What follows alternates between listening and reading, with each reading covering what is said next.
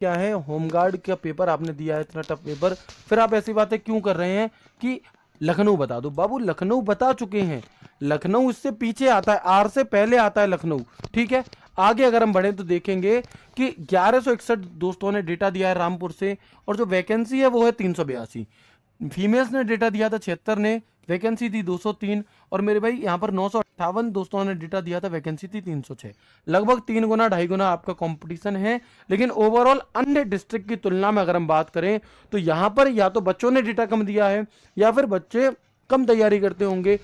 यहाँ पर जो डेटा है वो बाकी एवरेज की तुलना में 94 कम है, यानी कि ओवरऑल सभी कैटेगरी का, सभी शिफ्ट का जो एवरेज है वो 51.32 है। जब भी पेपर टफ आता है तो ये देखने के लिए मिलता है कि कट ऑफ फिर कम जाती है, कारण क्योंकि सबका ही एवरेज 51 है। यही पेपर सरल आया होता तो यही बात 80, 85, 72, 76 की हो रही होती। अब ये सब के सब 54, 55 पर ही सीमित हैं, इसलिए आपकी इसमें कोई भी गलती नहीं है, पेपर करने लायक ही इतना था। ठीक है, आगे बढ़ेंगे तो देखेंगे बस क्या हुआ कि भैया जिसके 2-4 तुक्के एक्स्ट्रा लग गए भैया वो लग जाएगा। लेकिन इससे निराश नहीं होना, क्योंकि बहुत सारे जो होमगार्ड में रह जाएंगे वो दरोगा में लग जाएंगे, जो होमगार्ड में रह जाएंगे वो कांस्टेबल में लग जाएंगे। तो आज के टाइम पर ऐसा बिल्कुल भी नहीं है कि तुम किसी पर्टिकुलर वैकेंसी में रह गए तो तुम किसी और में नहीं लग सकते। उस दिन आपका दिन होना चाहिए, वो बहुत ज्यादा जरूरी है। ठीक है, बहुत सारे बच्चे जो होमगार्ड में पेपर क्लियर नहीं हुआ होगा लेकिन यूपीएससी वाले दिन उनका दिन था, तो उस दिन उनके 2-4 क्वेश्चन एक्स्ट्रा सही हो गए, उससे उनका सिलेक्शन हो गया।